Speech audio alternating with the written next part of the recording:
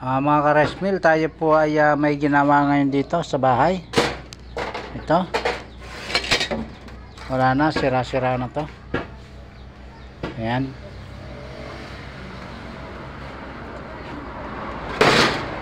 Pati ito, yung kanyang pito, ayan. Ginawa na po natin to. Ayan po, dito po sa ating bahay, dito ating sasyap. Gumagawa po tayo nito. Ayan po. Ito po, bago na po ito. Meron na rin po itong glass. Ayan. May salamin na rin po yan. Okay po. Ayan po yung kapalit nito. Ayan na. Ayan yung nasa ilalim. Yan yung kayang kapalit. Mas makapal ito. Ayan, makapal po yan. Gauge 16 po yung mga ginagamit natin. Ito rin po, gauge 16 po yan. Plus meron po tayo salamin nilalagay. Ito po tinanggalan natin. Ayan, yung pinalitan natin. Ito po ay pinagawa lang sa atin. Sinadya niya tayo rito sa ating lugar. Okay. Tayo po ay tumatanggap ng mga ganitong klase ng mga trabaho. Ito po yung kanyang rice mill. Ayan. Kalas lahat po yan. Tinanggal natin lahat yan. Okay. Durog na po yan. Nakita nyo naman ayun. Durog na po yun. Ayun si partner. Nagre-ready na rin siya. Binabalik na natin. Ayan. Ayan po si partner.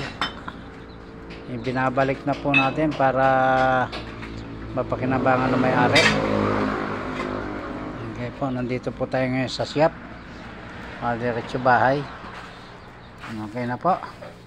Ito lamang po gusto kong ipakita rito sa lahat ng mga taga-subaybay at sa lahat ng mga katulad ko na gumagawa rin. Ito po,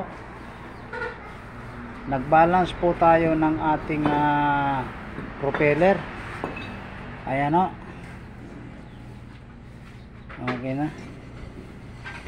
Pag ito po ay nagbabalance, importante po makita po natin yung kanyang pagbalik. Ayan, pag huminto siya, kailangan hinto na talaga siya.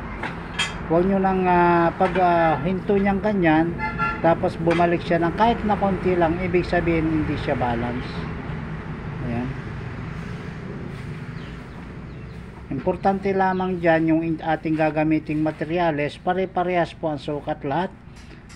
Hindi po pwede yung makapal kasi magkakaroon po ng vibration. Pag makapal masyado yung ginagamit natin dito, mabigat po yan at magkakaroon po ng vibration.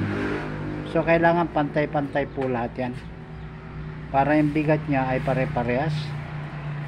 Okay, yung kapal ng bakal na gagamitin kailangan pare-parehas. Ayan po. Okay. Pag huminto siya, hinto na lang talaga. Hindi na kailangan bumalik. Okay, ganun lang.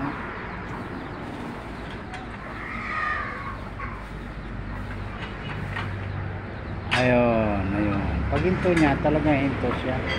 Hindi na siya kailangan bumalik pa. Ibig sabihin po, pagka mga ganyan, balance po yan, balance. Okay. Yan lang po ang gusto kong maipakita. At ayan po si partner, nag-asikaso na. Ibabalik na po natin lahat ito para may deliver na natin.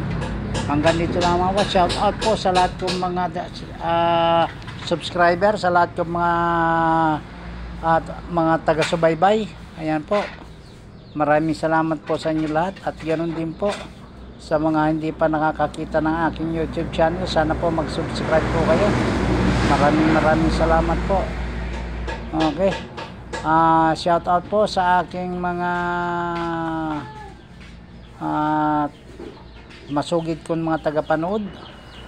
Ayan po kay Sir Ruben Tabal dyan po sa Bicol. Dyan sa Bicol, Buhi, Camarines Sur. Okay po, meron din po tayo dyan sa kay Sir Alvino Daga. Dito po siya sa Santa Fe, may-ari ng ating tinitirahan lupa. Maraming po salamat sir. At saka dyan po sa Leyte. Ayan po yung mga customer po natin dyan. Kaya titing nga posible. Ganun din po sa aking mga customer dyan sa Kananga. At sa lahat po sa taga-baybay, maraming salamat po. Hanggang dito na lamang po muli.